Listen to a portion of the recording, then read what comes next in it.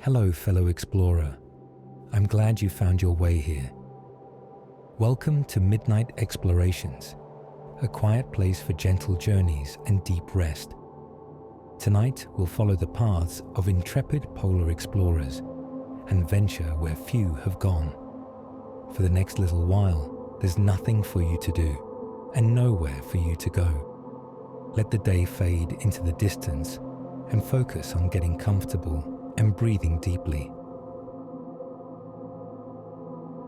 There are places on Earth where the world seems to end, where ice stretches to every horizon, where the sun disappears for months at a time or refuses to set, where temperatures drop so low that breath freezes in mid-air and the landscape becomes an abstract study in white and blue. These are the polar regions, the Arctic and Antarctic, the last frontiers of terrestrial exploration, the places that drew adventurers for centuries with their promise of discovery and their threat of death.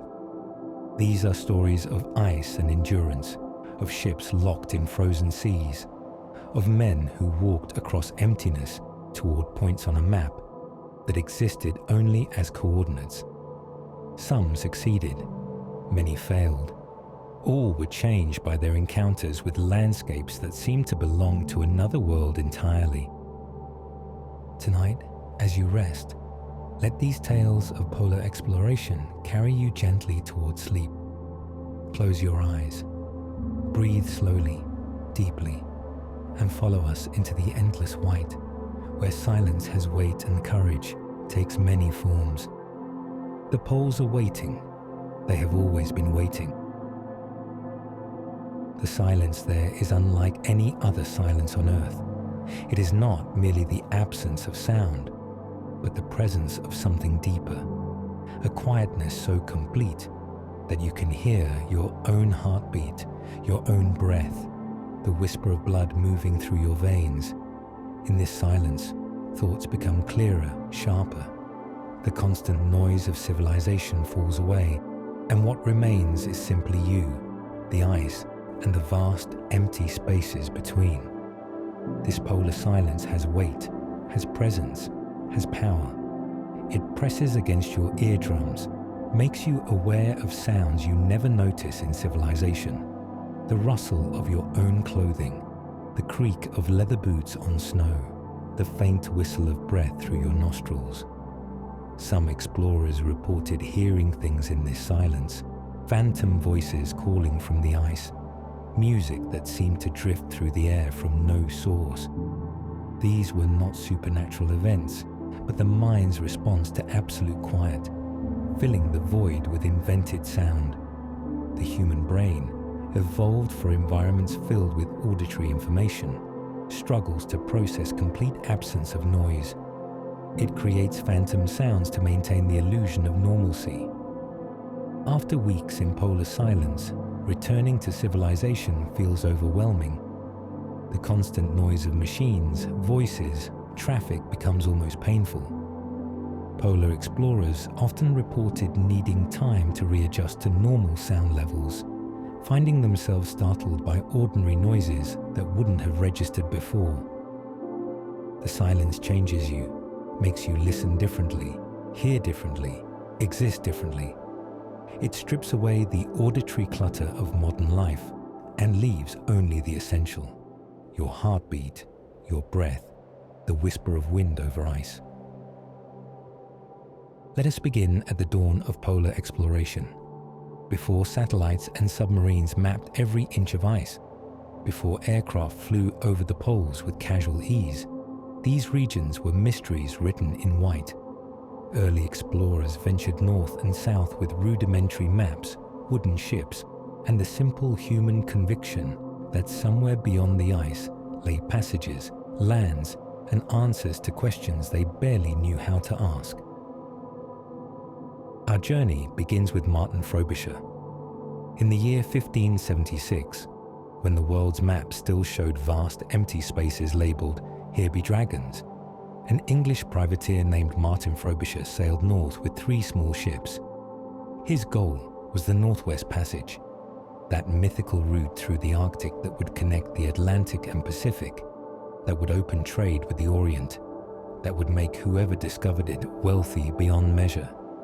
Frobisher's ships were tiny by any standard, barely large enough to carry provisions for months at sea, certainly not built to withstand the crushing power of ice.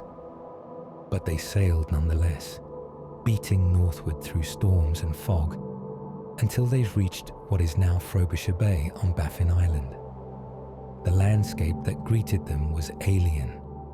Icebergs the size of cathedrals drifting through dark water, steep cliffs of black rock rising from the sea, and cold, endless cold that penetrated wool and leather and settled in the bones. Sailing into unknown waters requires a peculiar kind of courage, not the dramatic heroism of battlefield charges, but the quiet determination to keep going when everything suggests you should turn back. Frobisher's men knew the dangers. They'd heard stories of ships crushed by ice, crews that simply vanished, expeditions that sailed north and never returned. Yet they went anyway, driven by a combination of greed, curiosity, duty, and perhaps simple stubbornness. Each day brought new evidence of the Arctic's hostility: icebergs that could sink a ship with a single collision, sudden storms that tore sails and snapped masts, cold that penetrated every layer of clothing. The ships leaked constantly, requiring round-the-clock pumping. Food spoiled or froze. Fresh water was scarce. Ice must be melted for drinking, a time-consuming process that consumed precious fuel. Disease appeared, scurvy primarily, caused by vitamin C deficiency, resulting in bleeding gums, loosened teeth, weakness, and eventually death. The crew watched shipmates sicken, buried them at sea, or left them in shallow graves on desolate shores. Yet they continued northward, because turning back meant failure, meant explaining to sponsors why they'd wasted resources and achieved nothing. Forward momentum, however dangerous, felt more defensible than retreat. The local Inuit watched these strange visitors with cautious interest. They had lived in this landscape for millennia, had learned its rhythms and moods, had developed technologies: the kayak, the snow house, clothing made from seal and caribou that made survival possible. Frobisher's men, by contrast, were poorly equipped, their heavy European clothing inadequate, their understanding of ice and cold dangerously incomplete. Frobisher made 3 voyages to the Arctic, each one teaching harsh lessons about the nature of polar exploration. Ice could appear overnight, trapping ships in bays that had been clear hours before. Fog could descend so thick that a man standing at the bow could not see the stern. The cold was not merely uncomfortable, but deadly, causing frostbite in minutes, hypothermia in hours. He never found the Northwest Passage. It existed, but not where he was looking, and not in a form that wooden ships of his era could navigate. But he returned with something perhaps more valuable: knowledge. Knowledge about the Arctic's moods, about ice formation, about the endurance required just to survive at those latitudes. The polar regions had tested him and found him wanting, but they had also taught him, and those lessons would be passed down to every explorer who followed. The knowledge gained from failed expeditions often proves more valuable than the achievements of successful ones. Even though Frobisher didn't find the Northwest Passage, didn't establish profitable trade routes, didn't discover new lands worth settling, by the narrow measure of his original objectives, his voyages failed. Yet the information he brought back, detailed observations of ice behavior, weather patterns, Inuit survival techniques, the psychological challenges of Arctic conditions, this knowledge informed every subsequent Arctic expedition. Future explorers studied his accounts, learned from his mistakes, avoided the errors that had cost him time and resources. This is how exploration actually works. not through individual genius making sudden breakthroughs, but through patient accumulation of information, each expedition building on previous expeditions, each failure teaching lessons that enable eventual success. Frobisher's failure made Franklin's expedition possible. Franklin's disaster taught lessons that helped Amundsen succeed. Amundsen's success rested on foundations built by dozens of previous explorers, most of whose names are now forgotten. We remember the successful pioneers, but exploration is a collective enterprise built on accumulated knowledge contributed by countless individuals, many of whom died before seeing their contributions' ultimate fruit. Following in these footsteps came William Baffin. 40 years after Frobisher, another English navigator ventured into the same Arctic waters. William Baffin was a different kind of explorer, more methodical, more interested in mapping than in glory, possessed of mathematical skills that let him chart coastlines and measure latitude with impressive accuracy for his era. Navigation in polar regions required adapting techniques developed for temperate waters.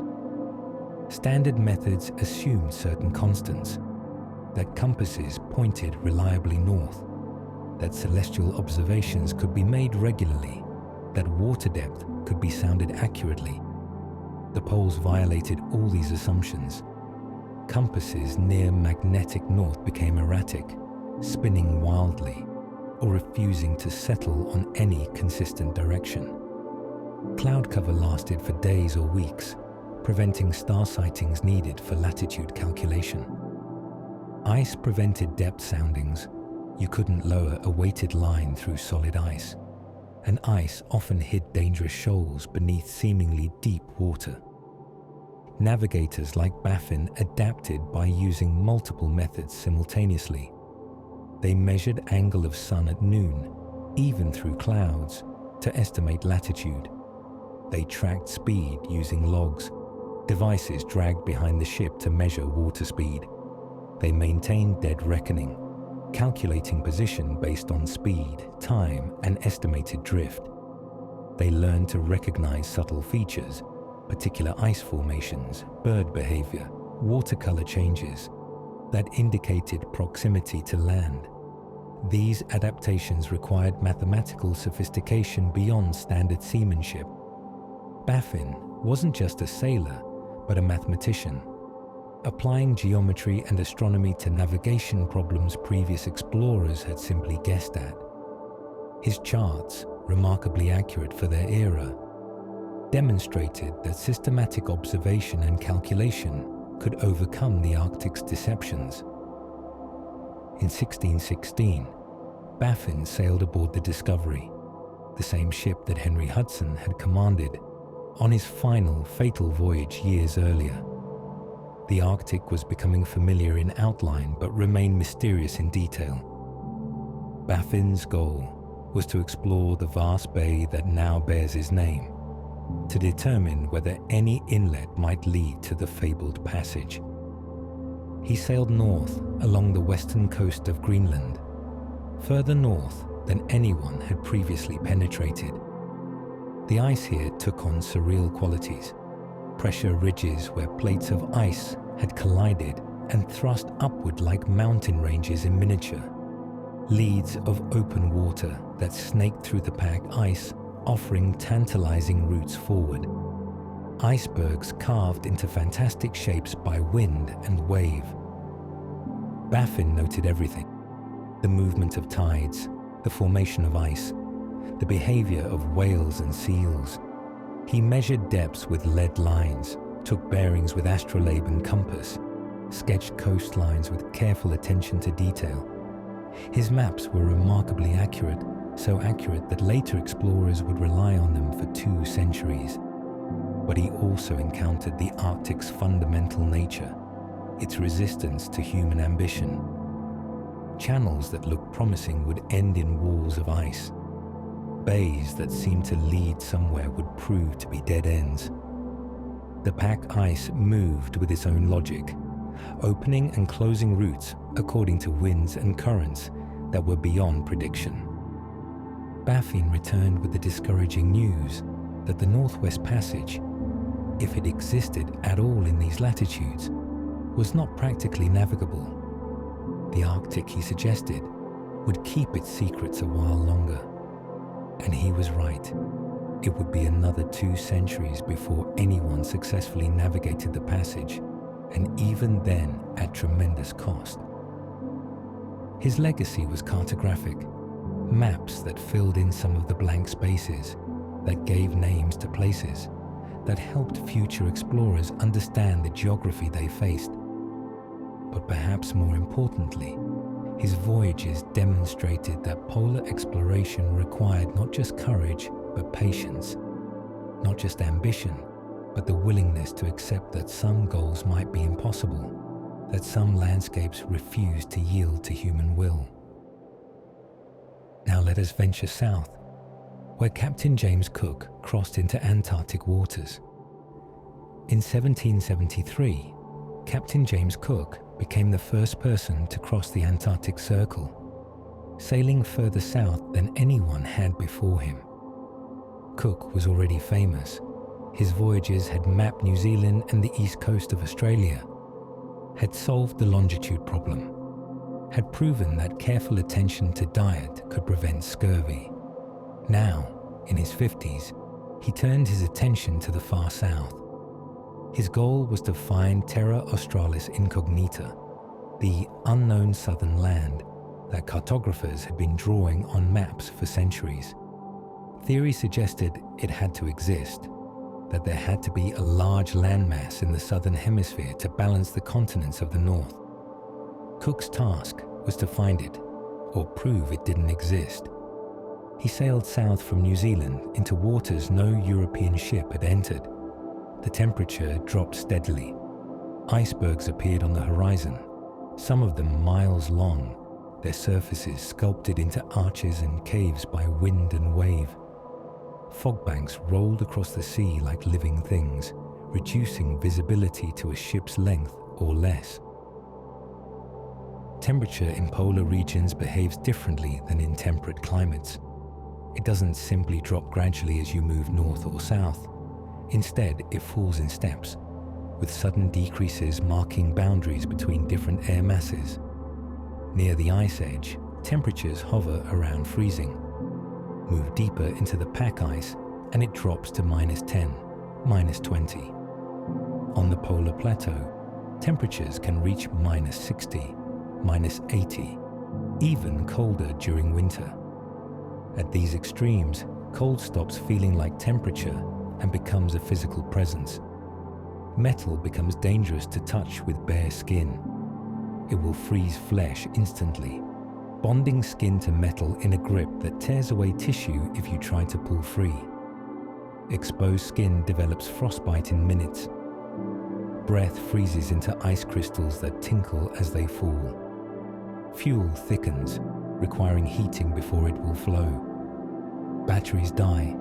Mechanical failures multiply as materials contract. Lubricants solidify. Metal becomes brittle. The human body struggles to generate enough heat to maintain core temperature despite consuming thousands of calories daily. Yet humans adapt, or at least survive. With proper clothing, shelter, and constant attention to the risks, people can function even at these temperature extremes, though everything takes longer, requires more effort, demands constant vigilance. On January 17, 1773, Cook's ships crossed the Antarctic Circle at 66 degrees, 33 minutes south latitude. They were now in Antarctic waters, sailing through a landscape of ice and storm. Tabular icebergs, flat-topped, sheer-sided, drifted past like white islands. The temperature rarely rose above freezing. Rigging became coated in ice, making every adjustment of the sails a dangerous task. Cook pushed south as far as ice conditions allowed, reaching within 75 miles of the Antarctic mainland, though he never saw it through the fog and ice. He circumnavigated Antarctica at high latitudes, crossing and recrossing the Antarctic Circle multiple times, mapping the edge of the pack ice, proving that if a southern continent existed, it was locked away behind barriers of ice that would resist casual exploration. The cold at these latitudes was different from Arctic cold, wetter, more penetrating, carried on winds that swept across the Southern Ocean with nothing to slow them. The isolation was profound. Days would pass without sight of land, with nothing visible but ice, sea, and sky in endless monochrome. Cook returned without finding a habitable southern continent, but he had proven that any land at these latitudes would be buried under ice, that Antarctica, though he never saw its mainland, was a place fundamentally hostile to human life. His reports dampened enthusiasm for southern exploration for decades. The Antarctic had shown itself, at least in outline, and it was not welcoming. Cold, when truly experienced, becomes almost abstract. At temperatures far below freezing, it ceases to feel like cold and becomes instead a presence, something that presses against exposed skin, that finds its way through layers of clothing, that settles into bones and stays there. The air itself feels different, sharper, as if each breath carries tiny fragments of ice. Exhaled breath forms clouds that freeze instantly, creating tiny crystals that drift and fall. Everything moves more slowly in extreme cold. Limbs become heavy, thoughts become deliberate. Time itself seems to thicken. Consider now the tools and techniques that made survival possible. Exploring the poles required more than courage. It required technology, adaptation, and the willingness to learn from those who had lived in ice landscapes for generations. The evolution of polar exploration is also a story of ships and sleds, of clothing and food, of small innovations that meant the difference between survival and death. First, the evolution of ice-strengthened ships. The first ships to enter polar waters were ordinary vessels, built for temperate seas, with hulls that could not withstand the pressure of pack ice. They splintered and sank, crushed by forces their designers had never imagined. The evolution of ice-capable ships was written in these failures. By the early 1800s, shipbuilders had learned to reinforce hulls with extra timbers, to add external sheathing of hardwood or metal, to round the hull so that ice would push the ship upward rather than crush it inward. These vessels were slow and ungainly in open water, but in ice they could survive pressures that would destroy ordinary ships. The bow was especially reinforced, with multiple layers of oak, sometimes 3 feet thick. Interior bracing connected all the timbers into a unified structure that could flex slightly under pressure without breaking. Some ships had iron plating on the bow and along the waterline, though this added weight and made the vessels even slower. Steam engines began to appear on polar vessels in the mid-1800s. These gave ships the ability to force their way through loose pack ice, to maneuver in tight spaces, to maintain steerage in conditions where sailing ships were helpless. But they also added complexity, required coal that took up space better used for provisions, and could fail in extreme cold. The technology was never perfect. Even the best designed ice ships could be trapped and crushed if conditions turned against them. Ice is patient and powerful, and no ship yet built could withstand its full force. But these reinforced vessels at least gave explorers a chance of survival, a platform from which to venture into the ice, a haven to return to when the cold and dark became too much to bear. Ice, viewed from a ship locked in its embrace, becomes the entire world. It stretches in every direction, white, blue, grey, sometimes almost black in shadow. It is never still. Even when it appears solid and unchanging, the ice is moving, shifting, responding to currents beneath and winds above.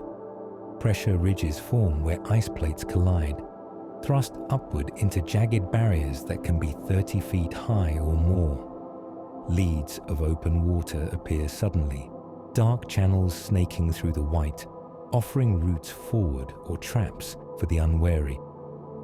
The ice groans and cracks, singing its own strange songs, sometimes a low rumble, sometimes a sharp report like cannon fire, sometimes a high keening that seems to come from nowhere and everywhere at once. The soundscape of the polar regions deserves its own contemplation. There is the wind, of course, howling in storms, sighing in calmer moments, creating tones and overtones as it flows around ice formations. There is the crunch of footsteps on snow, different sounds for different snow conditions, squeaking when very cold, muffled when warmer. There is the panting of dogs, the scrape of sledge runners. But stranger are the sounds that have no obvious source. The ice singing, long, drawn-out notes that rise and fall, created by thermal expansion and contraction. Sharp cracks like gunfire when pressure builds and releases. Low rumbles that you feel more than hear. Vibrations traveling through ice and water. Eerie groans and pops that seem to come from everywhere and nowhere. In the silence between human sounds, the ice is never truly quiet. Sound travels differently in extreme cold. The air is denser, carrying sound farther, but also deadening it strangely. A voice seems to fall flat, lacking resonance. Echoes behave unpredictably, sometimes clear, sometimes absent entirely. Wind produces eerie effects, whistling through pressure ridges, moaning across smooth ice fields, sometimes creating tones that sound almost musical.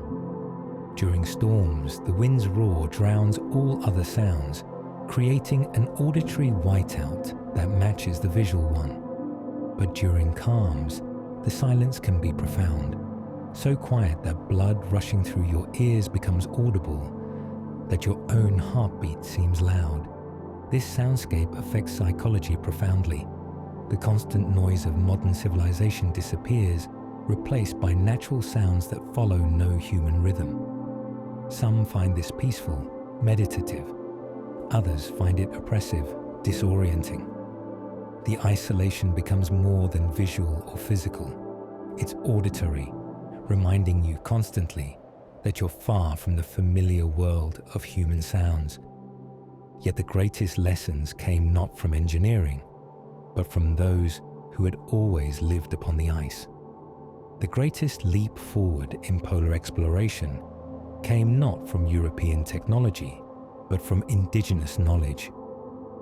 Arctic peoples, the Inuit, the Yupik, the Sami, had lived in polar conditions for thousands of years. They possessed technologies and skills that Europeans were only beginning to understand. Clothing was perhaps the most important lesson. Traditional European cold weather gear, heavy wool coats, leather boots, was inadequate for true polar conditions. Wool absorbed moisture from sweat and breath, then froze, creating a layer of ice next to the skin. Heavy clothing restricted movement, making the physical work of polar travel even more exhausting. Indigenous clothing was lighter, more efficient. Caribou or seal skin provided insulation without excessive weight. 2 layers, fur facing in for one layer, out for the other, created air pockets that trapped body heat. These garments shed snow rather than absorbing moisture. Boots made from seal skin were waterproof and flexible. Mittens were more effective than gloves, keeping fingers together where they could share warmth. The kayak and umiak, small, skin-covered boats, were perfect for navigating among ice floes, light enough to be carried over ice, flexible enough to withstand impacts that would shatter wooden boats. Dog sledges could travel where horses and oxen could not, could survive on meat rather than requiring bulky hay and grain. Perhaps most importantly, indigenous peoples understood ice as a dynamic landscape. They could read the ice, determine where it was safe to travel, predict where leads of open water might appear. They knew how to build snow houses, igloos that provided shelter even in storms that would destroy tents. They understood how to find and hunt the animals that lived in polar regions, ensuring a supply of fresh meat that prevented scurvy. European explorers who learned these lessons, who adopted indigenous clothing and methods, who hired indigenous guides, who abandoned their cultural assumptions about the correct way to explore, were far more successful than those who clung to European methods. The poles demanded adaptation, and those who adapted survived. Moving supplies across ice and snow required specialized equipment. European explorers initially tried to use methods from temperate climates: wagons, horses, oxen. These failed spectacularly in polar conditions. The evolution of the sledge became crucial to polar success. The traditional European sledge was heavy, built like a sled for alpine winters. In polar conditions, these sank into soft snow, broke on rough ice, required enormous effort to pull. Indigenous sledges were lighter, with runners that distributed weight more effectively, with construction that allowed some flex rather than rigid frames that would shatter.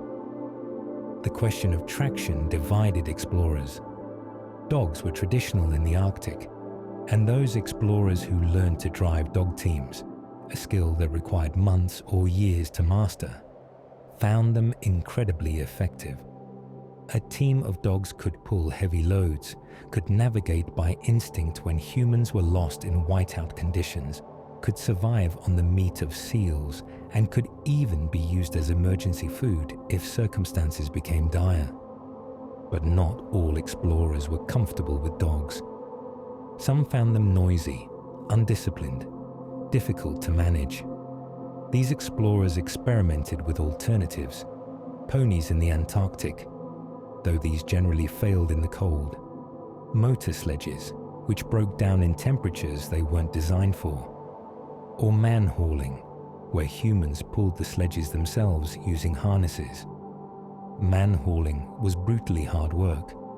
A sledge loaded with supplies could weigh hundreds of pounds. Pulling it across rough ice or through soft snow required constant, exhausting effort. The harness rubbed shoulders raw. The cold made breathing difficult, and the physical exertion meant you were always on the edge of overheating. Dangerous, because sweat would freeze later when you stopped.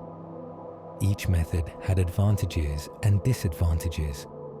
Dogs were fast and efficient, but required skill to manage and tons of food to feed.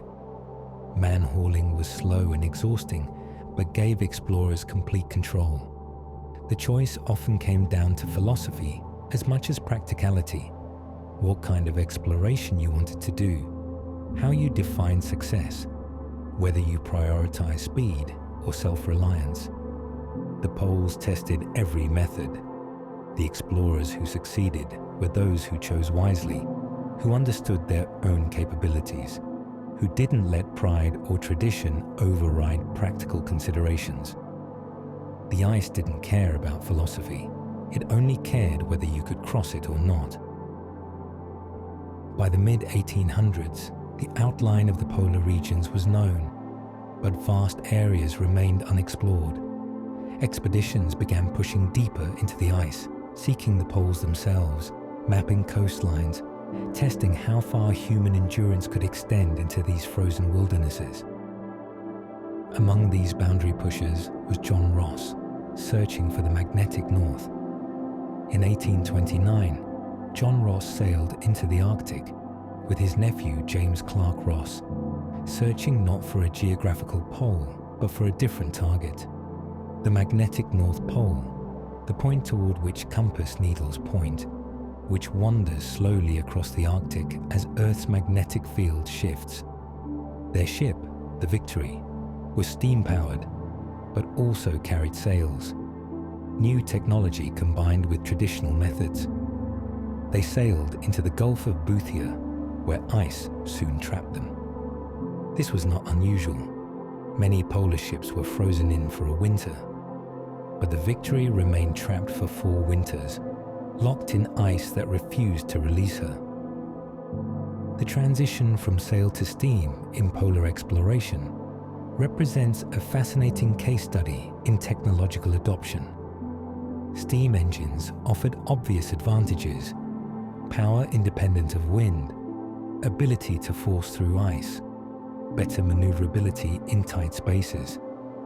But they also brought disadvantages that made many explorers skeptical.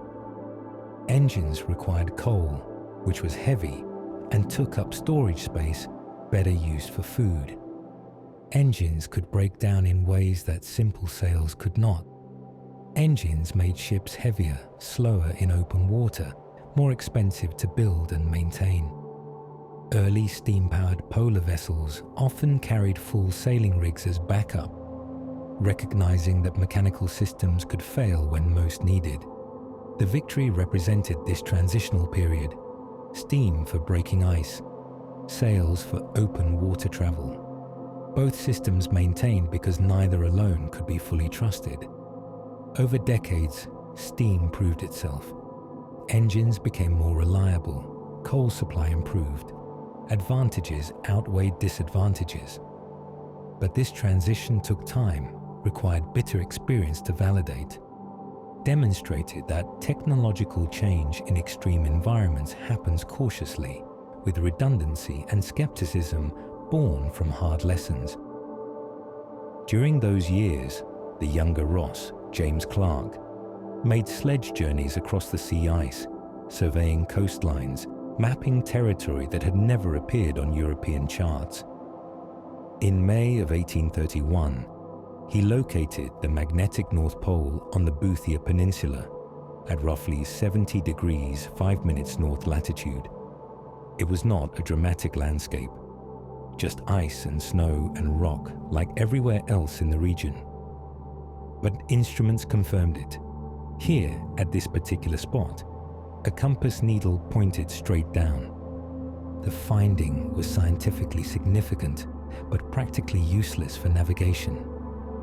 The magnetic pole wandered, moved over time, and was surrounded by areas where compasses behaved erratically. But it represented a kind of conquest nonetheless. Another blank filled in on the map of human knowledge. Scientific achievement in exploration often carries little practical value. Its worth lies in knowledge for its own sake. Locating the magnetic North Pole didn't help ships navigate.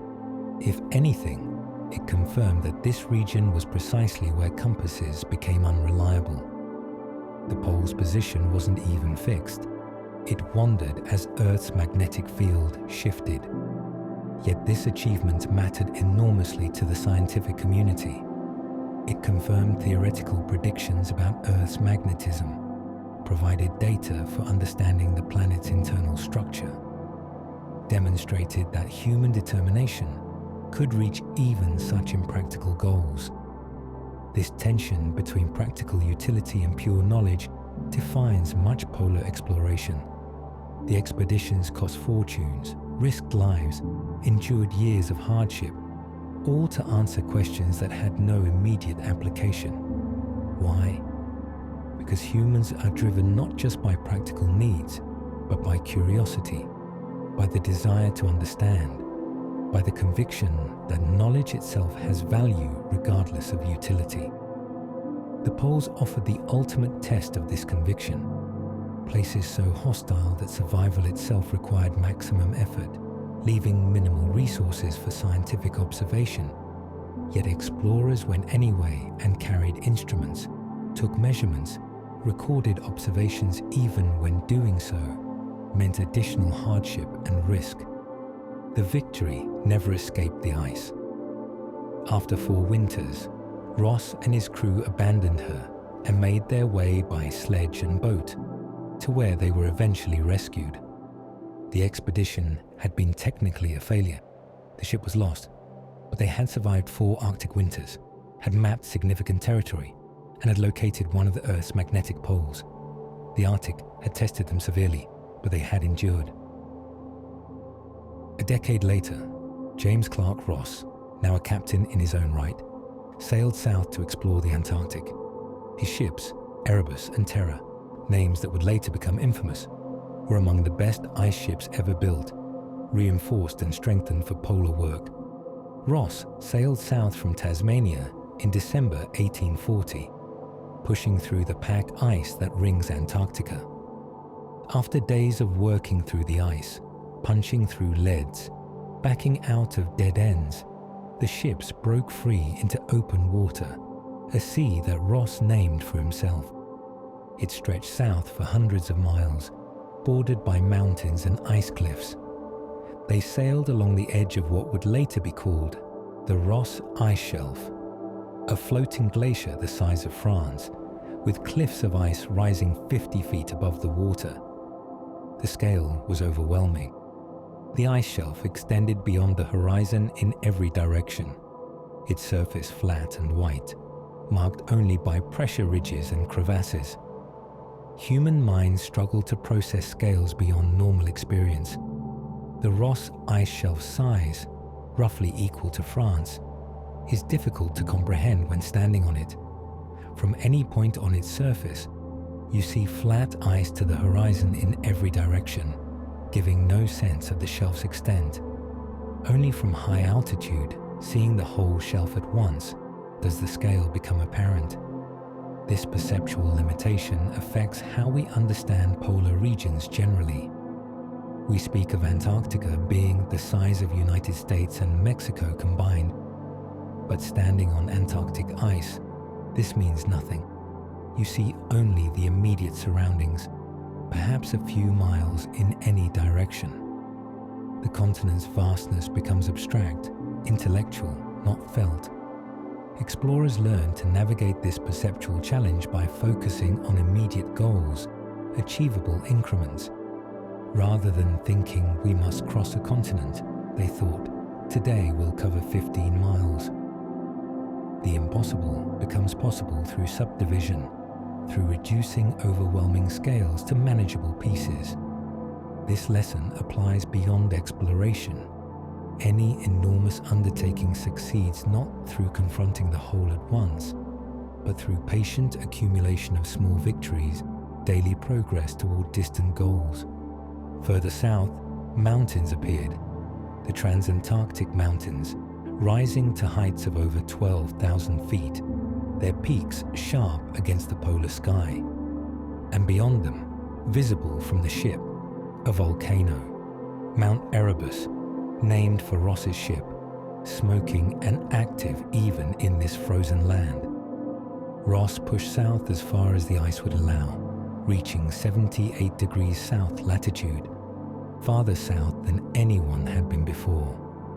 The experience was surreal, sailing through seas dotted with icebergs the size of cities, watching the midnight sun circle the horizon without setting, feeling the peculiar stillness that comes from being in a place where almost nothing lives, where the loudest sound is wind and the breaking of ice.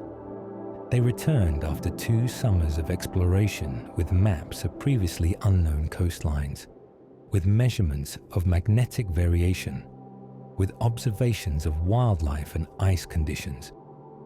The Antarctic was no longer completely unknown.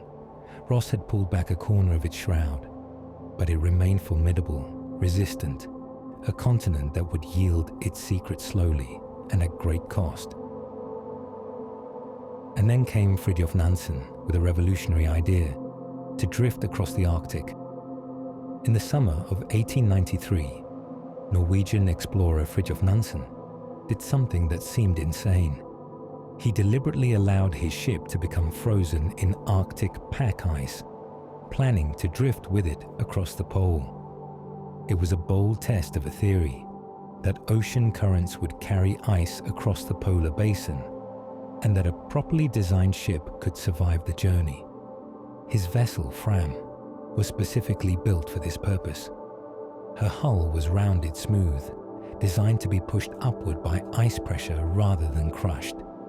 She was small, only about 100 feet long, but immensely strong, with timbers 3 feet thick in places, with internal bracing that connected every part of the ship into one integrated structure. Purpose-built equipment often succeeds where adapted equipment fails.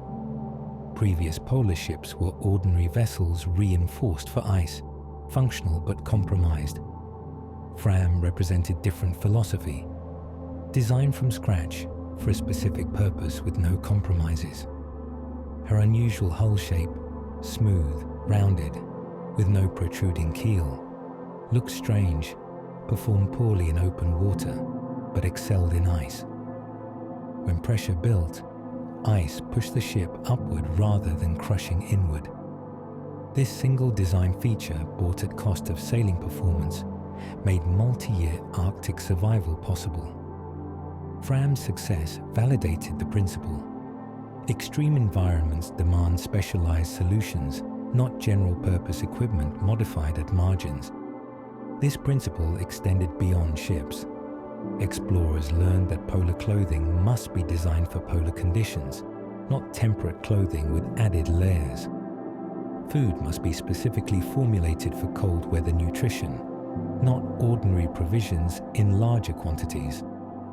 Tools must be designed to function at extreme temperatures, not standard tools they hoped would work. Success in hostile environments requires accepting that specialization means giving up versatility, that optimization for one condition means poor performance in others, that the best polar equipment might be useless anywhere else but perfect where it matters most.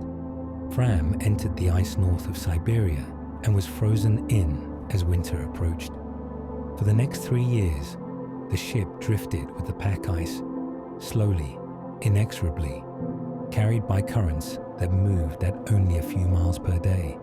The experience was unlike any previous polar expedition, not a journey with a destination, but a long, slow drift through a landscape constantly in motion. The ice around the ship was alive. Pressure ridges would form overnight as floes collided, creating walls of broken ice 20 feet high. The ice would crack with sounds like gunshots, opening leads of black water that steamed in the cold air. The ship would tilt and groan as ice pressed against her hull, lifting her sometimes several feet out of the water before the pressure eased. Nansen and his crew settled into a routine of scientific observation. They measured ocean temperatures and depths, studied ice formation, tracked their position as they drifted. The psychological challenge was immense. Trapped in a ship, in constant darkness during winter, with nothing to see but ice in every direction, unable to control their direction or speed, just drifting, waiting, hoping the theory was correct. After 18 months of drift, Nansen realized the ship would not pass directly over the pole. So he and one companion, Hjalmar Johansen, left Fram and attempted to reach the pole on foot, skiing and sledging across the pack ice. They got closer than anyone had before, within 200 miles, before turning back, running low on supplies, racing the onset of winter. Their return journey was an epic of survival. They spent a winter in a stone hut they built themselves, surviving on walrus and bear meat, living through the polar night with minimal supplies. The next summer, they were rescued by a British expedition. Meanwhile, Fram continued her drift and eventually broke free from the ice near Spitsbergen, exactly as Nansen had predicted. The expedition proved that drift was possible, that a ship could survive years in the pack ice, that the Arctic Ocean could be crossed. But it also demonstrated the immense challenges of polar work: the isolation, the cold, the months of darkness, the constant uncertainty. The Arctic was yielding some secrets, but slowly, reluctantly, and always at a price. The poles have a way of reminding humans of their place. No matter how careful the preparation, how experienced the team, how advanced the technology, the ice and cold remain fundamentally hostile to human life. Sometimes expeditions encounter challenges that cannot be overcome, resistance that cannot be broken through force or will alone. The story of the Franklin expedition haunts polar history still. On May 19, 1845, 2 ships departed England with 129 officers and crew, HMS Erebus and HMS Terror. The same ships Ross had sailed to Antarctica were commanded by Sir John Franklin, a veteran Arctic explorer. Their mission was to find and chart the last unexplored section of the Northwest Passage. They carried 3 years of provisions and the latest technology: steam engines, desalination equipment, libraries of books, tinned food. They were last seen by European whalers in Baffin Bay in late July. Then they sailed into the ice and silence. For 2 years, nothing was heard. This was not immediately alarming. Arctic expeditions often lost contact for extended periods. But by 1848, concern was growing. Lady Jane Franklin, the commander's wife, pressed the Admiralty to send search expeditions. Over the next decade, more than 30 expeditions would search for Franklin, making it the largest rescue operation in exploration history. What they found, slowly, in pieces, was a story of disaster. The ships had become trapped in the ice off King William Island in September 1846. They never broke free. The expedition spent 1 winter frozen in, then a second, then the start of a third. Franklin himself died in June 1847. The remaining crew abandoned the ships in April 1848 and attempted to walk to safety. None of them made it. They died on the ice or on the shores of King William Island or on the northern Canadian mainland of starvation, scurvy, exposure, lead poisoning from badly solid tin cans. The Inuit who encountered them or found their remains reported men who were starving, desperate, reduced to eating their boots and belts. The ships themselves remained lost until 2014 and 2016, when they were finally discovered on the sea floor, remarkably preserved, their hulls still intact after more than a century and a half underwater beneath Arctic ice. The Franklin disaster cast a shadow over Arctic exploration for decades. It demonstrated that no amount of preparation could guarantee safety, that the Arctic was fundamentally unpredictable, that ships could be trapped and entire crews could vanish into a landscape that left few traces. The Northwest Passage existed. Franklin had sailed through part of it, but the price of proving it was far too high. The search for Franklin became in itself a significant chapter of polar exploration. Dozens of ships and hundreds of men spent years combing the Canadian Arctic, following clues, interviewing Inuit, mapping coastlines that Franklin might have seen. John Ray, working for the Hudson's Bay Company, was the first to bring back concrete evidence. In 1854, he met Inuit who possessed items from the expedition: silver forks, buttons, fragments of uniform. They told stories of men who had starved, of bodies found on the ice, of signs that some had resorted to cannibalism in their final desperation. Ray's report caused scandal in England. The British public refused to believe that Royal Navy men would eat their dead. But his information was accurate. The searchers mapped vast stretches of Arctic coastline, discovering islands, charting channels, slowly filling in the blank spaces on the map. In a sense, the Franklin disaster accomplished more exploration than Franklin himself could have, driving dozens of expeditions into regions they might never have visited otherwise. But the psychological weight was heavy. every cairn examined might contain a message from the dead. Every Inuit story added another piece to the tragedy. The searchers found relics, a boat pulled on a sledge, loaded with bizarre items like tea sets and silver plate, suggesting men making irrational decisions in the grip of hypothermia and starvation. They found graves and skeletons. They never found answers that fully explained how such a well-equipped expedition could fail so completely. The Arctic had shown that it did not care about technology or preparation or the confidence of powerful nations. It simply existed, indifferent to human ambitions, following its own rhythms of freeze and thaw, waiting patiently for visitors to realize they were not welcome to stay.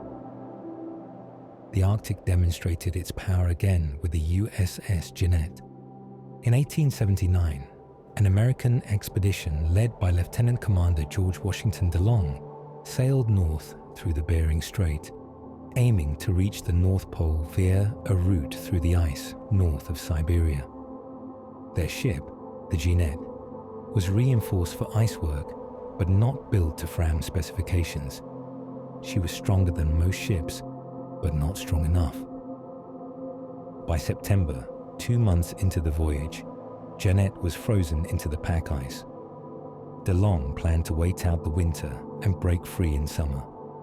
But summer came and the ice did not release them. A second winter passed, then a third.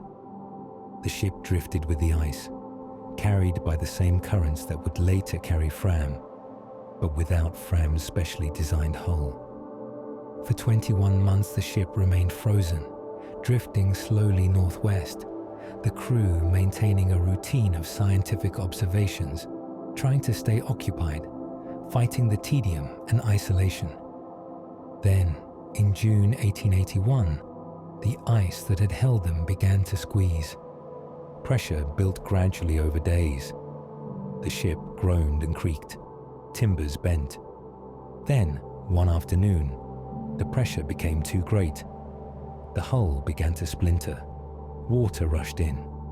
The crew had just enough time to abandon ship, salvaging what supplies they could before Jeannette sank, crushed by ice that cared nothing for the men it displaced. They were now alone on the pack ice, hundreds of miles from land, with 3 boats, limited supplies, and the beginning of winter approaching. They sledged and sailed through leads of open water, slowly working their way south toward the Siberian coast. The journey took 3 months, during which they lost 1 boat and its crew in a storm.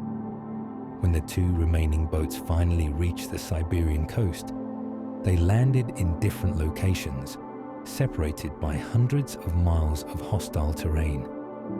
DeLong's group attempted to walk to civilization, but starved to death in the Lena Delta. Only one group, led by the ship's engineer, George Melville, managed to reach a village and survive. The Jeannette disaster demonstrated the same lesson Franklin had taught. Polar exploration could not be reduced to simple formulas of preparation and determination. The ice had its own logic, and ships, even reinforced ships, could not withstand its full power. The poles remained dangerous, fundamentally inhospitable, indifferent to human suffering. Sometimes the story is not about reaching a destination, but simply about surviving, about the decisions made in extremity, about what humans will endure to stay alive.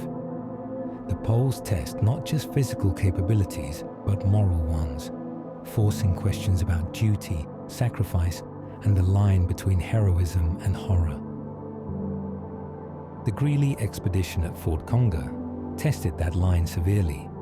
In 1881, Lieutenant Adolphus Greely led an American expedition to establish a scientific station at Fort Conger on Ellesmere Island, the northernmost permanently occupied location on Earth at that time. The plan was straightforward. A relief ship would bring supplies each summer. The station would conduct meteorological and magnetic observations through the Arctic winter. The first year went smoothly. The second summer, the relief ship was blocked by ice and could not reach them. No problem. They had supplies for another year. But the third summer, 1883, again no ship arrived.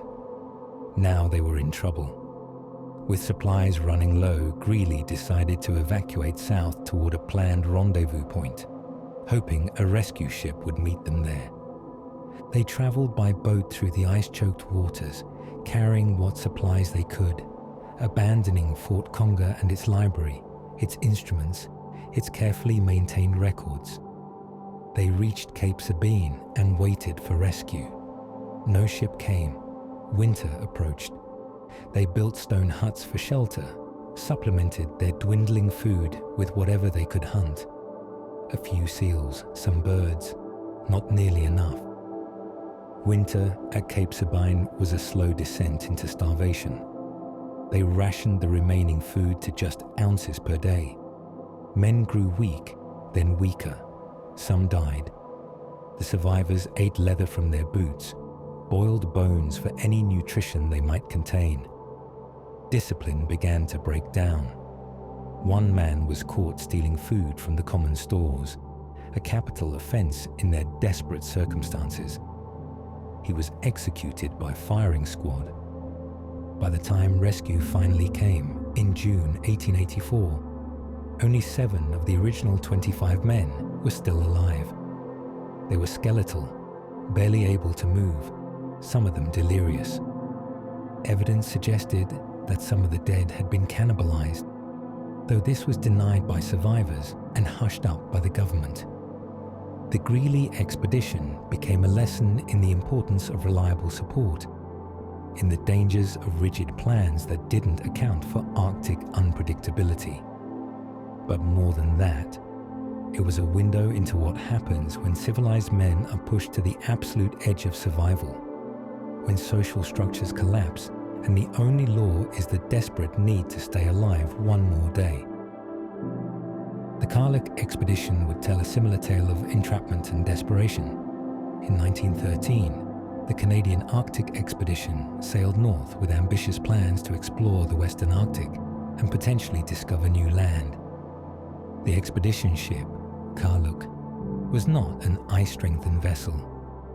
She was a whaling ship, adequate for work in open water among ice floes, but not built to withstand being frozen in. Within months, Karluk was trapped in the ice north of Alaska. The expedition leader, Vilhjalmur Stephenson, made a controversial decision.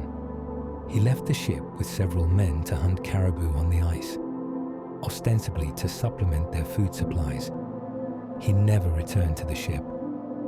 Whether this was abandonment or a reasonable decision that went wrong is still debated. Karluk drifted with the ice for months, carrying her crew and the expedition's scientists into the Arctic Ocean.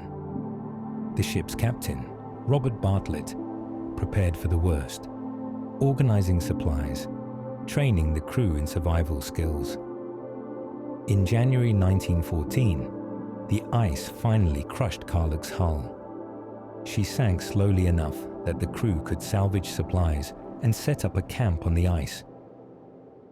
Bartlett's leadership during the months that followed was remarkable. He maintained discipline, kept morale up, organized the camp, and then made the decision to walk across the ice to Wrangel Island, dragging supplies on sledges. It was a journey of weeks across ice that was constantly moving, cracking, reforming. They lost one group of men who tried to reach Siberia, but most made it to Wrangel Island. From there, Bartlett made an even more audacious journey. He and one Inuit companion walked across the sea ice to Siberia, then traveled overland to the nearest settlement with a wireless, where he could send word for rescue. The journey took months. When rescue finally arrived at Wrangel Island, most of the expedition members were still alive, having survived on seals and the supplies they'd salvaged. The Karluk story demonstrated both the best and worst of polar leadership, Stephenson's abandonment and Bartlett's heroic competence.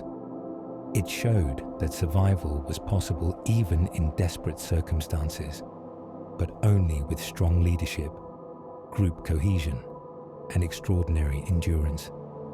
The Arctic tested everyone differently, and some met the test better than others. Ernest Shackleton's Imperial Trans-Antarctic expedition of 1914 to 1917 never accomplished its stated goal: to cross Antarctica on foot. Instead, it became the most famous survival story in polar exploration history, a testament to leadership under impossible circumstances. The expedition ship, Endurance, sailed into the Weddell Sea and was trapped in pack ice in January 1915, still hundreds of miles from the Antarctic coast.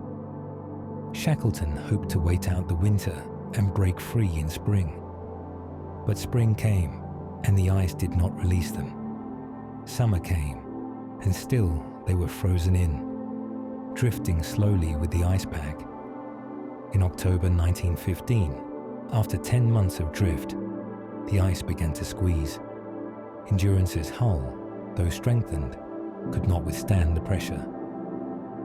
Timbers cracked, water flooded in. Shackleton ordered the ship abandoned. The crew salvaged what they could: food, clothing, 3 boats, and set up camp on the ice floe as Endurance slowly broke apart and sank. For 5 months, Shackleton and his 27 men lived on the ice, drifting with it, waiting for it to bring them closer to land.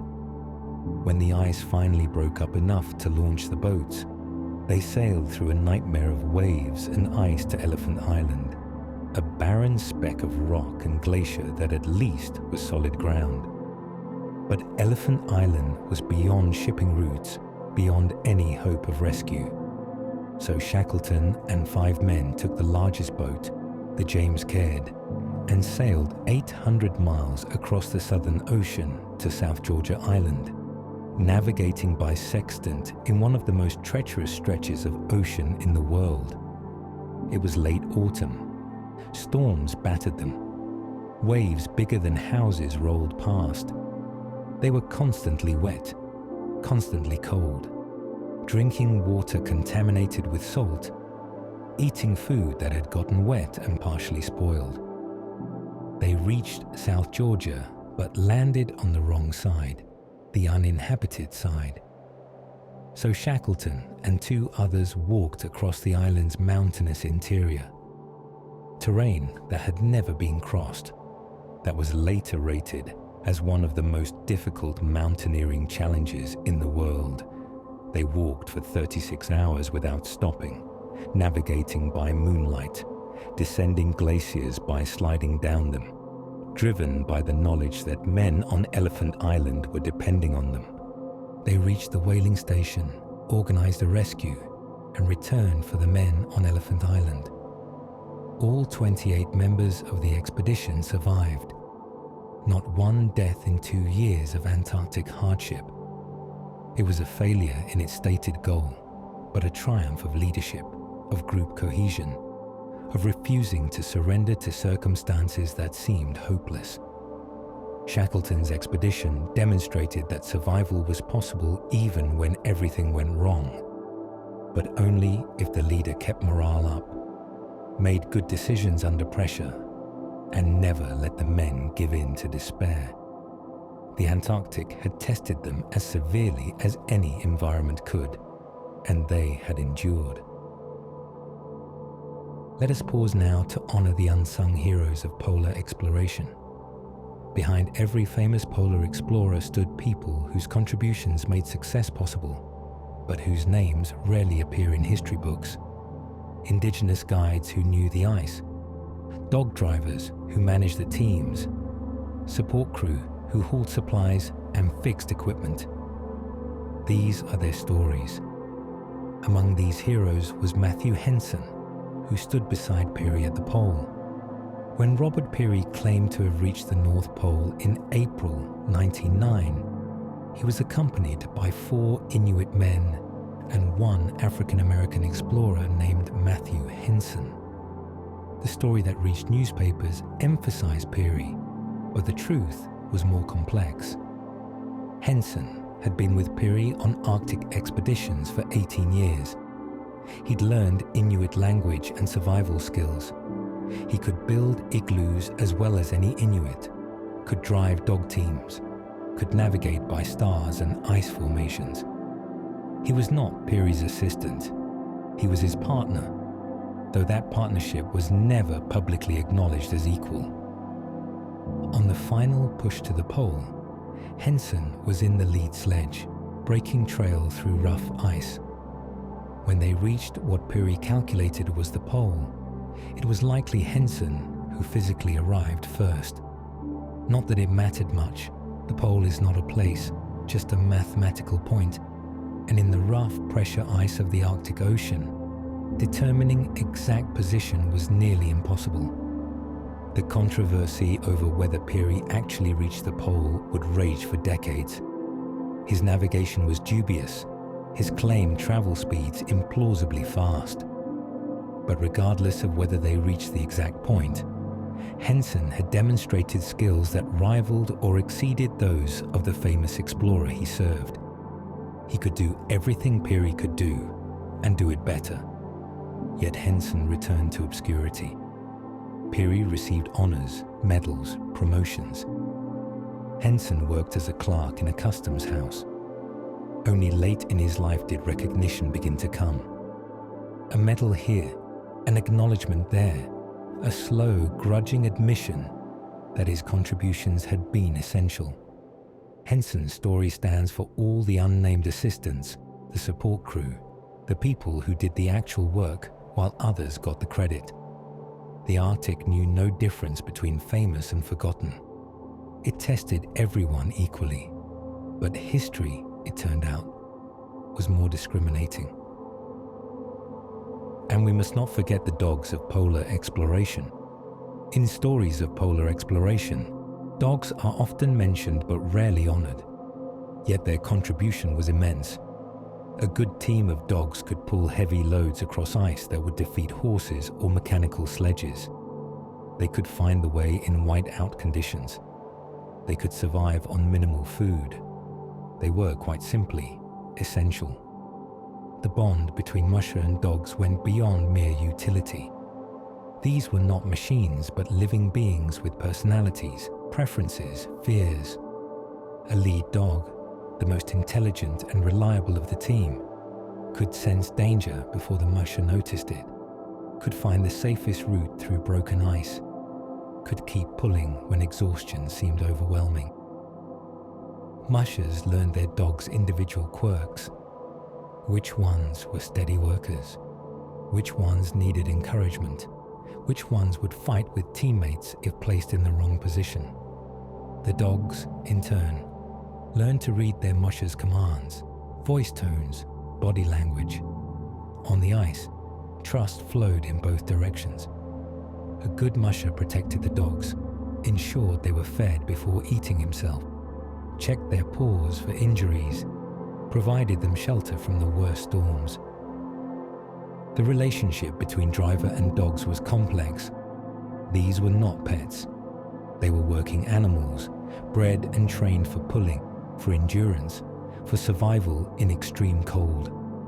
A driver had to earn their respect, had to learn each dog's personality, had to maintain discipline while also understanding that harsh treatment would break the team's cohesion. A good lead dog was worth several ordinary dogs. The lead dog set the pace, chose the route through rough ice, responded to the driver's commands, but also made independent decisions when the driver couldn't see what lay ahead. Some lead dogs became famous, Peary's dog Polaris, Amundsen's Etar, but most went unnamed in expedition reports, just the dogs, generic and interchangeable in history, but individual and irreplaceable to those who drove them. The dogs paid a price. Many died on expeditions, from cold, from accidents, from exhaustion. Some were used as food when supplies ran low, a grim but sometimes necessary sacrifice. The moral weight of this was significant. Drivers became attached to their dogs, knew them as individuals, and killing them, even for survival, left psychological scars. In the modern era, dogs are no longer used for polar exploration. Mechanization and concerns about introducing non-native species to pristine environments have ended their role.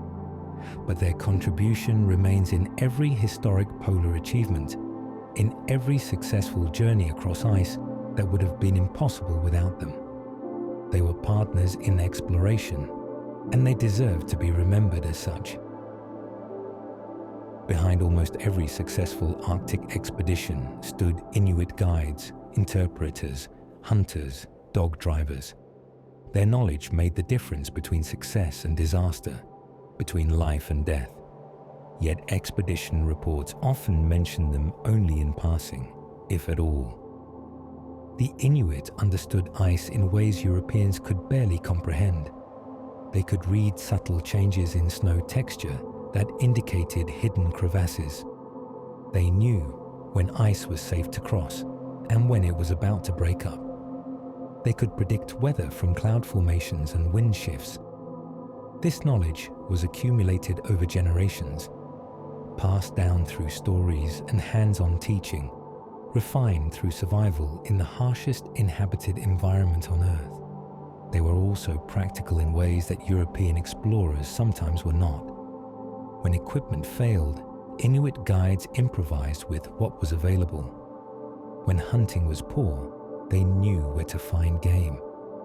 When storms struck, they built emergency shelters from snow blocks, creating warm spaces in landscapes that seemed to offer no shelter at all. But their knowledge was often dismissed or undervalued by European commanders who believed their own methods were superior. Instructions from Inuit guides were sometimes ignored, with fatal consequences. Offers to teach European survival skills were declined out of pride or cultural prejudice. The willingness to learn from indigenous knowledge often determined whether an expedition succeeded or failed. In recent decades, historians have begun paying more attention to Inuit contributions, interviewing descendants, recording oral histories, acknowledging that the discovery of Arctic regions by Europeans was actually just Europeans being guided through territories that indigenous peoples had known for millennia. The Arctic was never empty or unknown. It was just unknown to certain groups of people, and they could have learned much more quickly if they'd listened to those who already lived there. The race to the poles drove innovation in equipment, techniques, and philosophy. As explorers learned from failures, as technology advanced, as experience accumulated, new methods emerged that pushed the boundaries of what was possible in polar conditions. When Roald Amundsen decided to race Robert Scott to the South Pole, he approached the challenge with methodical thoroughness that bordered on obsession. Every detail mattered. Every piece of equipment was tested, refined, tested again. Nothing was left to chance if it could be prepared for. Amundsen chose dogs for transport, not ponies or motor sledges. He'd learned dog driving from Inuit during his Northwest Passage voyage, had come to trust them completely. He brought the best dogs from Greenland, trained them extensively, practiced handling them in Antarctic conditions before the actual pole journey began. His equipment was carefully designed. Skis and ski boots adapted from Norwegian military models. Sledges built to specifications learned from Arctic indigenous peoples, light but strong, with runners that glided efficiently on snow. Clothing that combined traditional Norwegian methods with Inuit innovations. Wool and reindeer fur in layers, designed to prevent both cold and overheating. He established supply depots along his planned route, marking them with flags on bamboo poles that could be seen from miles away. Each depot was carefully positioned using astronomical observations, its location marked on maps with precision. The journey to the pole would be difficult, but he planned to make the navigation as straightforward as possible. Most importantly, Amundsen and his men trained. They skied for hours across the ice shelf, building endurance, learning to work as a team, practicing the daily routines they would follow on the polar journey. By the time they left for the pole, every man knew his role, knew the equipment, knew what to expect. This preparation paid off. The journey to the South Pole and back was difficult, but never desperate. They moved efficiently, averaging around 15 miles per day, maintaining their schedule despite weather delays. When they reached the pole on December 14, 1911, they planted the Norwegian flag, took observations to confirm their position, and then turned homeward. The entire journey, about 1,800 miles, took 99 days, and every member of the party returned healthy. Amundsen's success was sometimes dismissed as luck, as benefiting from better weather than Scott. But the truth was simpler. He prepared better, chose methods suited to the terrain, and executed his plan with precision. The Antarctic rewarded competence, and Amundsen was supremely competent. Robert Falcon Scott approached the South Pole with different methods and a different philosophy. Where Amundsen relied on dogs and skis, Scott chose a combination of ponies, motor sledges, and man-hauling. His choices were rooted in British naval tradition, in ideas about what constituted proper exploration, and in a certain distrust of relying too heavily on animals. The motor sledges were an attempt to use technology to overcome polar challenges. They looked promising in theory: mechanical power, controllable, not dependent on feeding or animal temperament. But in practice, they failed almost immediately. The cold made the engines brittle. Snow clogged the mechanisms. Within days of leaving base camp, all the motor sledges had broken down and were abandoned. The ponies lasted longer, but were fundamentally unsuited to Antarctic conditions. Horses evolved for grasslands, not ice. Their hooves broke through snow crust. They couldn't eat the high-fat diet needed for polar cold. They suffered terribly in the low temperatures.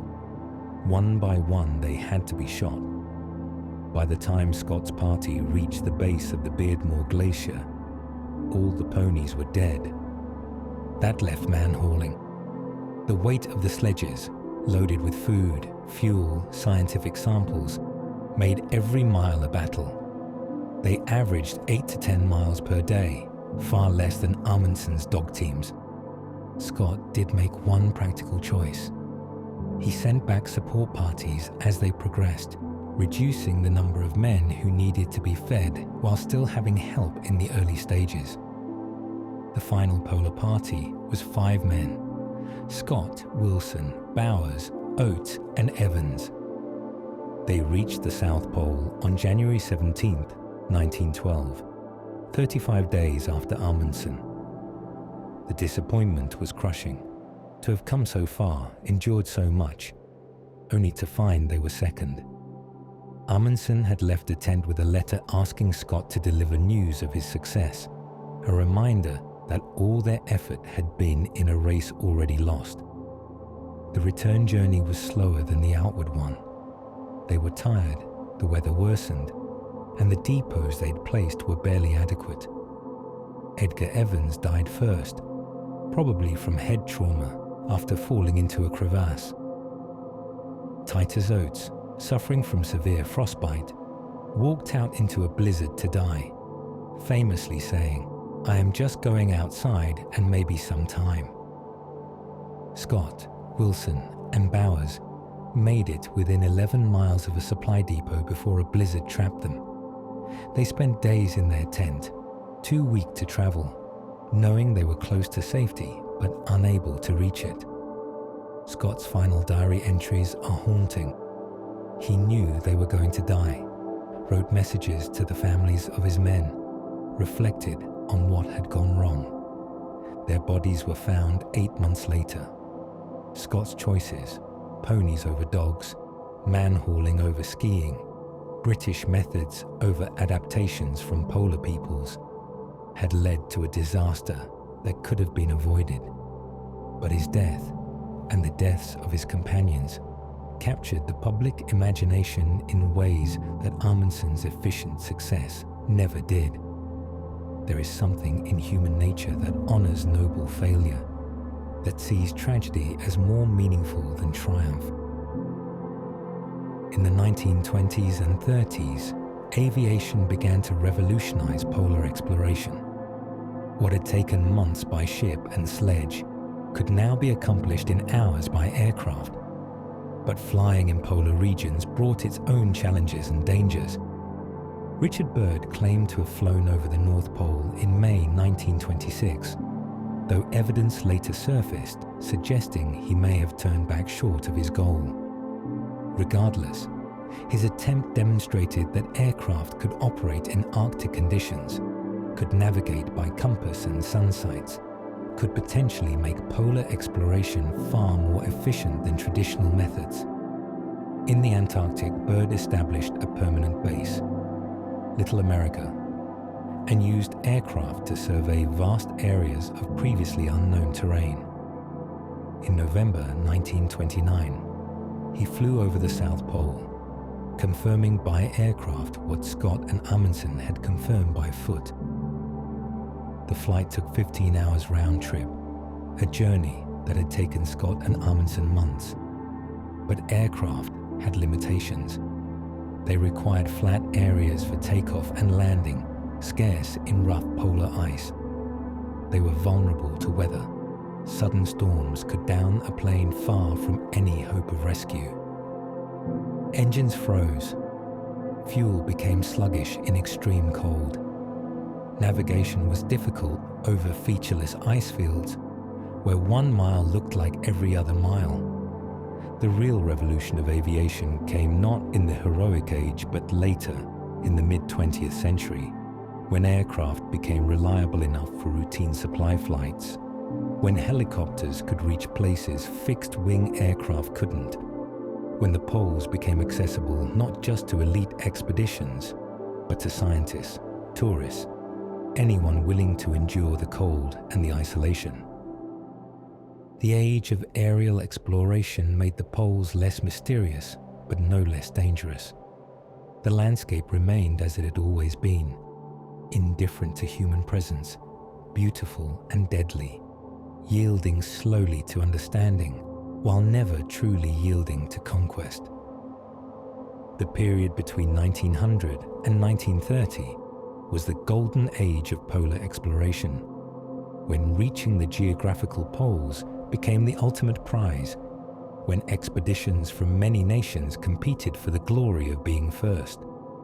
It was an era of heroes and tragedy, of remarkable achievement and terrible cost. On the morning of October 20th, 1911, 5 men, 4 sledges, and 52 dogs left Framheim, Amundsen's base on the Ross ice shelf, and headed south toward the pole. The weather was clear, cold, perfect for travel. Everything had been planned, tested, rehearsed. Now it was simply a matter of execution. Roald Amundsen led with Olaf Bjaaland, Helmer Hansen, Sverre Hassel, and Oscar Wisting. They traveled light, about 400 pounds per sledge, including food, fuel, tent, and scientific instruments. The dogs pulled easily at this weight, making 15 to 20 miles per day across the flat ice shelf. After a week, they reached the first supply depot they'd laid down months earlier. Everything was exactly where it should be, marked by tall flags visible for miles. They resupplied, rested briefly, and continued south. The routine was efficient. Travel for 6 hours, stop, make camp, feed the dogs, cook dinner, sleep, wake up and repeat. The crossing of the Transantarctic Mountains required finding a glacier that would take them up to the polar plateau. They discovered the Axel Heiberg Glacier, steep, crevassed, challenging but navigable. For 4 days they climbed, the dogs struggling with the steep grades, the men sometimes having to push the sledges from behind.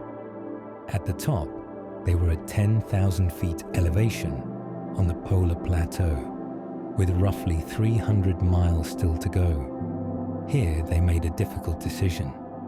The dogs had done their job getting them to the plateau, but the remaining journey would be easier with lighter sledges. They shot 24 dogs, using some of them to feed the surviving dogs and themselves. It was grim work, killing animals that had served them well, but Amundsen saw it as necessary and practical. The dogs would not have survived the return journey anyway. The polar plateau was vast, flat, featureless, a white desert stretching to the horizon in every direction. Navigation became critical. They took sun sights daily, calculated their position with care, adjusted their course to stay on the correct bearing. They passed Shackleton's farthest south point on December 7th, becoming the southernmost humans in history. The final days were tense. They scanned the horizon constantly, dreading to see a flag or tent that would mean Scott had beaten them. But there was nothing. Just ice, sky, and silence. On the afternoon of December 14, 1911, Amundsen called a halt. Their calculations put them at the pole. They planted the Norwegian flag, named the plateau for King Haakon, took photographs, made observations to confirm their position. They spent the next day making observations from different positions around the estimated pole, trying to ensure they'd actually reached it. Then they erected a small tent, left a letter inside for Scott, and turned north. The return journey was easier, downhill on the glacier, with dogs that were fresh and sledges that were lighter. They reached Framheim on January 25, 1912. Every man healthy, having completed the journey in 99 days. It was a triumph of preparation, of choosing methods suited to the environment, of execution without drama or crisis. Amundsen had approached the South Pole as a problem to be solved efficiently, and he had solved it. Robert Scott left his base at Cape Evans on November 1, 1911, 2 weeks before Amundsen, but with far more complex logistics.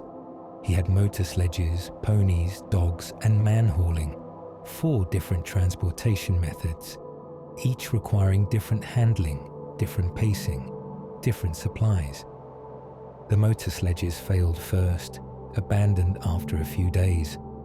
The ponies lasted longer, struggling through soft snow, suffering in the cold. By the time Scott's party reached the Beardmore Glacier, all the ponies had been shot. The dogs were sent back with support parties. Now it was just men, pulling sledges that weighed close to 200 pounds per person. The Beardmore Glacier was harder than the route Amundsen had chosen. Longer, more crevassed, with sections where the hauling was nearly vertical. They climbed for weeks, exhausting themselves, consuming calories faster than they could eat them. On the plateau, Scott made a decision that would prove fatal. He added a 5th man to the polar party, which meant their carefully calculated food supplies would be stretched thinner. They hauled across the plateau, making 8 to 12 miles per day, far slower than Amundsen's pace. The weather was harsh, temperatures dropped, winds picked up, visibility diminished. On January 16, 1912, Bowers spotted something on the horizon. At first they couldn't identify it, hoping it was a natural feature. But it was a flag, the Norwegian flag. Amundsen had beaten them. They reached the pole on January 17th, took observations, photographed themselves by Amundsen's tent. The disappointment was overwhelming. Scott wrote in his diary, "The worst has happened. All the daydreams must go. great God, this is an awful place." The return journey became a descent into disaster. Edgar Evans, the largest and strongest of them, began having difficulty, probably a head injury from falling into a crevasse, or perhaps just exhaustion combined with inadequate food. He died on February 17th at the base of the glacier. The weather worsened. Temperatures dropped below normal, making the snow surface slow and sticky, exhausting to pull through. Titus Oates' feet were badly frostbitten, black and probably gangrenous. Each day he slowed them down, but they refused to leave him. On March 17th, knowing he was dooming his companions, Oates walked out into a blizzard, deliberately freezing to death to give the others a chance.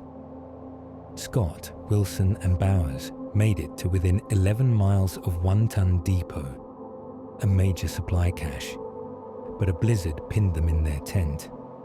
They waited for the weather to clear, but it didn't.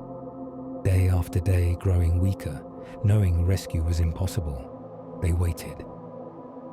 Scott wrote his last diary entries, messages to the public, letters to the families of his men, a final entry: "For God's sake, look after our people." They died in late March or early April. Their bodies were found in November by a search party from Cape Evans. The tent was snow-buried but intact. Their journals, their scientific samples, their equipment, all preserved. They had come so close to safety, had endured so much, and had fallen short by so little. Scott's expedition failed where Amundsen succeeded, but his death resonated in ways that Amundsen's triumph never did. There was something heroic in the suffering, something noble in the sacrifice.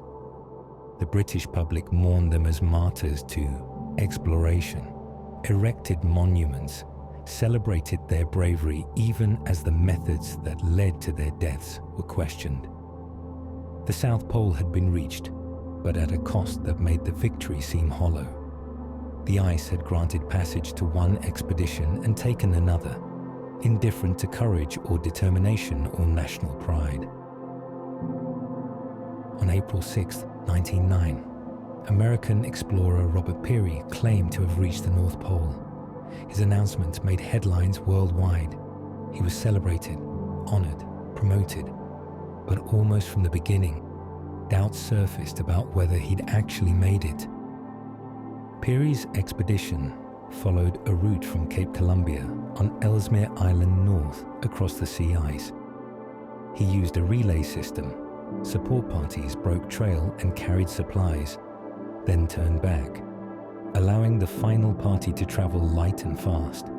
It was a sound strategy, used successfully in Antarctica later. But Peary's navigation records were sparse. His travel speeds, 20 to 30 miles per day over rough polar ice, seemed implausibly fast.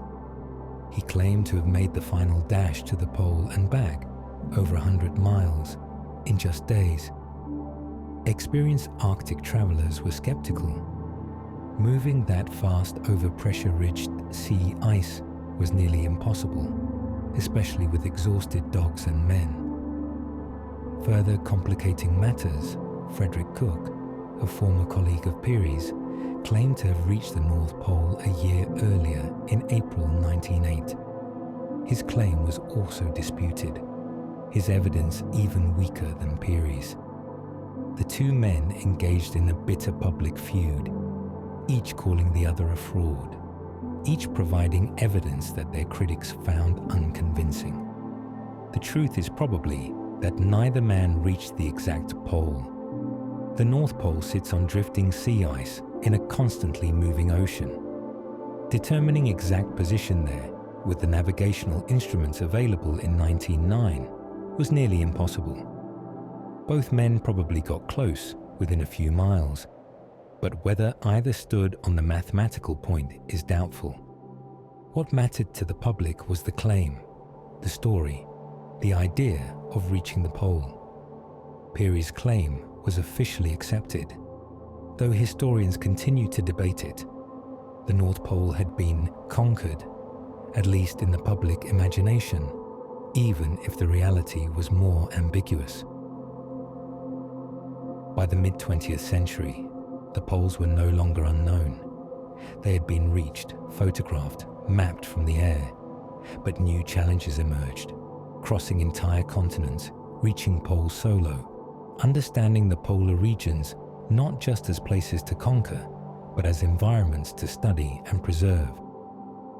In 1957, British explorer Vivian Fuchs led the Commonwealth Trans-Antarctic Expedition with an ambitious goal: to cross Antarctica on the ground, from the Weddell Sea to the Ross Sea, via the South Pole.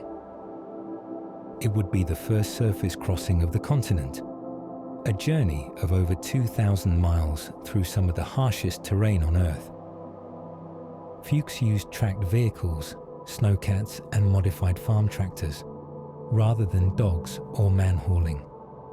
The machines were slow and broke down frequently, but they could carry heavy loads and didn't need to be fed. The expedition established supply depots by aircraft, using the technology that had matured since the heroic age. Meanwhile, Edmund Hillary, already famous for climbing Everest, led a support party from the Ross Seaside, laying depots along the route Fuchs would follow. Hillary reached the South Pole ahead of Fuchs, the first person to reach it overland since Scott, though using vehicles rather than hauling. Fuchs pressed on despite mechanical problems, despite weather, despite concerns that winter would trap them. The crossing took 99 days, the same time Amundsen had taken to reach the pole and return, but covering far more distance. They reached Scott Base on the Ross Sea in March 1958, having successfully crossed Antarctica. The expedition proved that continental crossings were possible with modern equipment and support. But it also showed that Antarctica remained challenging regardless of technology. Vehicles broke down, weather still stopped progress. Cold still threatened exposed skin with frostbite. The continent could be crossed, but it couldn't be tamed. As group expeditions became routine, a new breed of explorer sought greater challenges. Solo journeys, unsupported crossings, achievements that stripped away technology and support to test individual endurance against polar environments. Reinhold Messner, famous for mountaineering without oxygen, turned his attention to polar regions in the 1980s and 90s. He and Arvid Fuchs completed a ski crossing of Antarctica in 1989 without dogs or machines, pulling their own sledges. It was exhausting, slow, dangerous, a return to man-hauling methods that Scott had died using, but with better equipment and understanding. Other adventurers pushed even further. Birger Ausland completed the first solo crossing of Antarctica without resupply in 1996, skiing for 64 days, pulling everything he needed on a sledge. He used a kite to help pull the sledge when winds allowed, but otherwise it was just him, the ice, and the horizon. These solo journeys were psychological challenges as much as physical ones.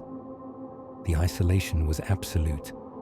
No companion to share duties, no one to talk to, no one to provide encouragement or help in crisis.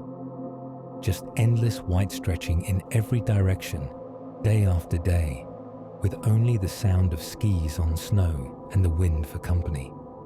The poles had been reached, crossed, mapped, but they remained places that tested human limits, that asked questions about solitude and endurance and the reasons people choose to venture into hostile landscapes.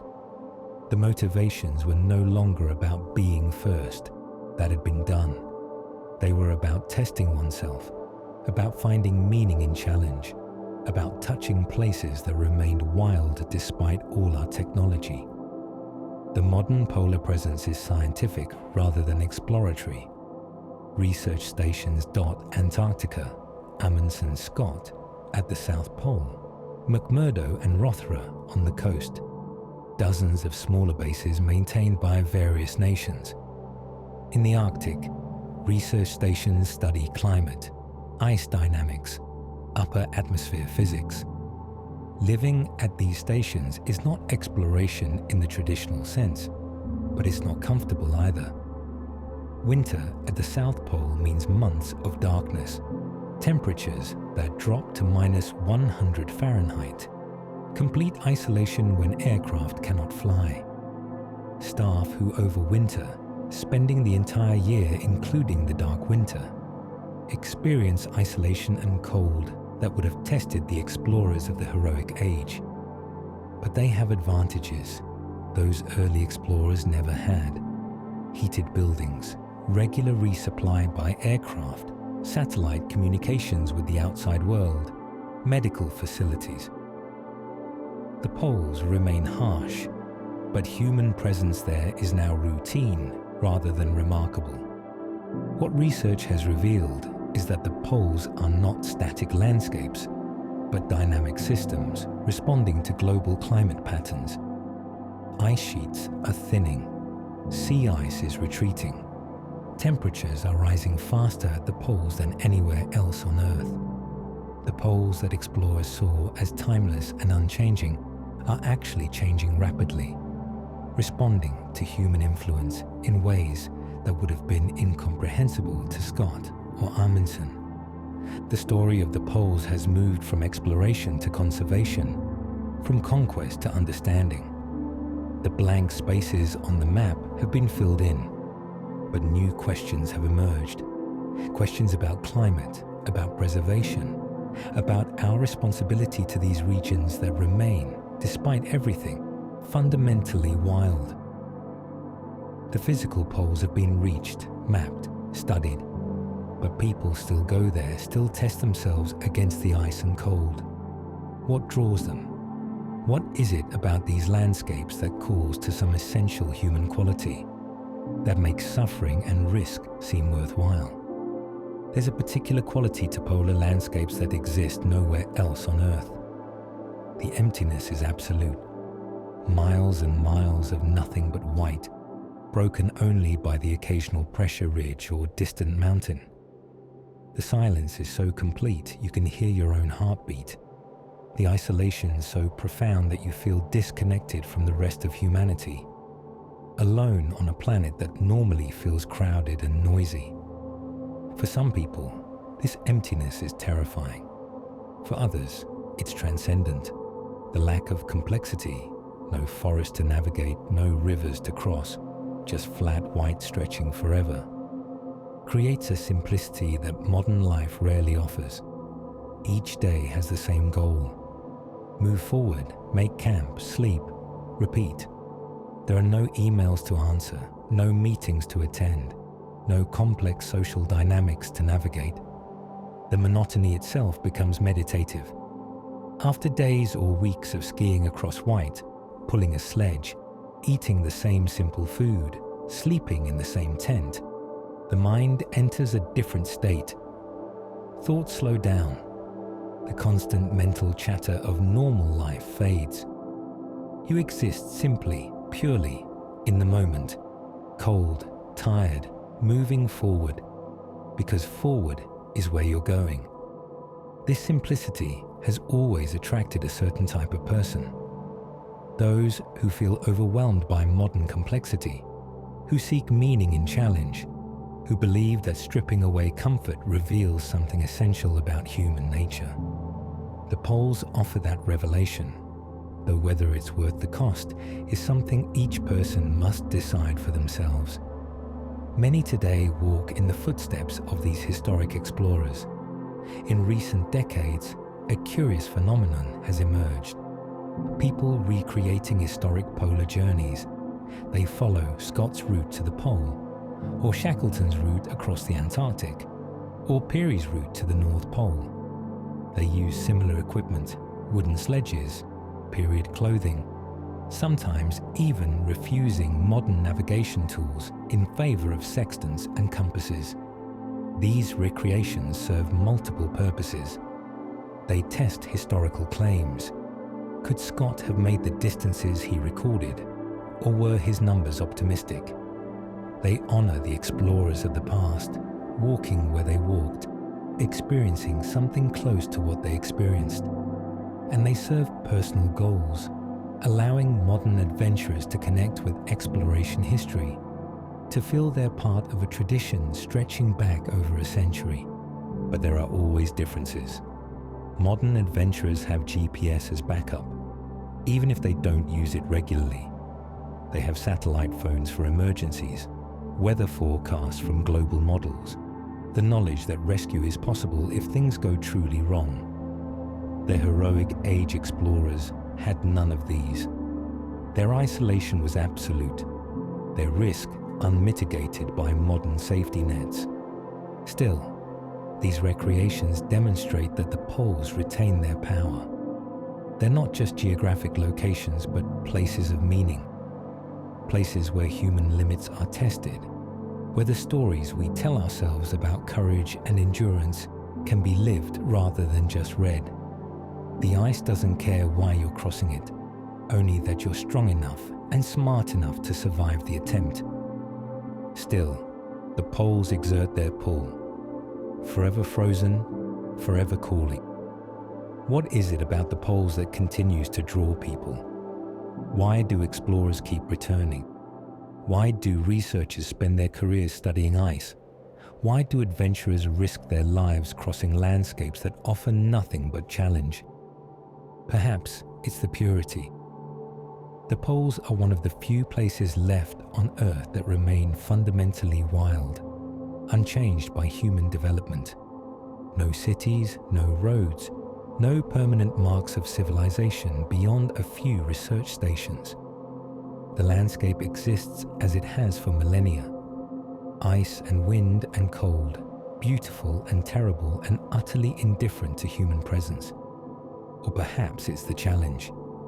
In a world where most places can be reached easily, where comfort is assumed and difficulty is seen as a problem to be solved with technology, the poles remain genuinely difficult. You cannot buy your way to safety there. Money cannot protect you from cold or blizzard. Success requires skills, endurance, mental toughness. It's one of the last places where human capability matters more than human resources. Or maybe it's simpler than that. Maybe people go to the poles for the same reason they always have. Because they're there. Because they test us. Because somewhere in the human psyche is a drive to explore, to push boundaries, to stand in places that resist easy access. The poles call to that part of us, and some answer that call. The explorers of the heroic age went seeking glory, national pride, scientific knowledge. Modern explorers go seeking personal meaning, testing themselves, connecting with something larger than their ordinary lives. The motivations differ, but the landscape remains the same. Vast, cold, unforgiving, and somehow, despite or because of all that, beautiful. The poles will outlast us all. Long after human civilization has ended, long after our cities have crumbled and our stories have been forgotten, the ice will still be there, frozen and patient, waiting for whatever comes next. And maybe that's part of the appeal, to touch something eternal, something that exists outside the brief span of human time, something that reminds us that we are small and temporary, and that there are forces in the world far greater than ourselves. And so we come to the eternal ice and to rest. We've journeyed from the first tentative voyages into Arctic waters to modern crossings of entire continents. We've met explorers who succeeded and explorers who died trying, indigenous peoples whose knowledge made survival possible, dogs who pulled sledges across endless ice, ships crushed by pressures no human construction could withstand. Through all these stories runs a common thread. The poles test us. They test our preparation, our skills, our courage. They test our ability to work together, to make good decisions under stress, to endure discomfort and danger without losing hope. They test whether we can adapt, whether we can learn, whether we can accept that some landscapes will never truly welcome us, no matter how sophisticated our technology becomes. The poles have taught us humility.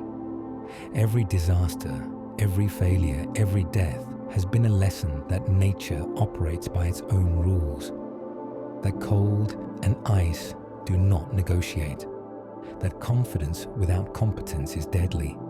The explorers who succeeded were those who approached the poles with respect, who learned from indigenous peoples, who chose methods suited to the environment rather than methods that suited their cultural preferences. But the poles have also revealed human capability. Against all logic, humans have reached these places, have survived in conditions that should kill us, have crossed landscapes that seem designed to be uncrossable.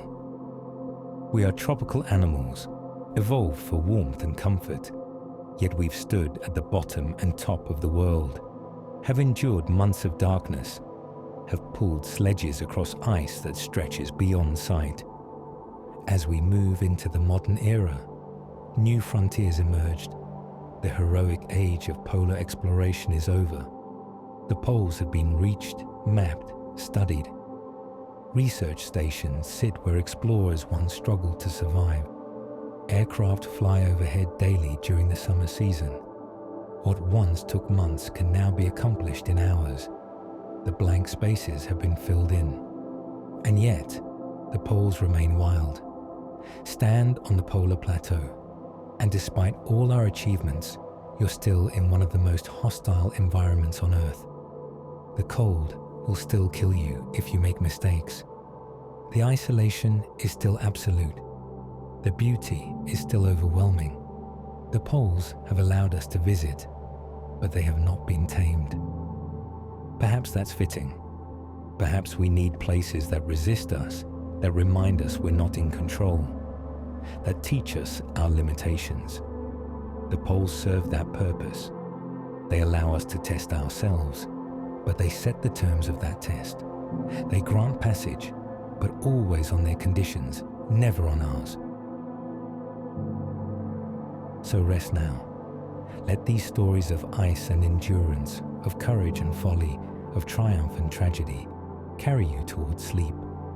Dream of white landscapes stretching to the horizon, of silence so complete it has weight, of cold that clarifies the mind and strips away everything unnecessary.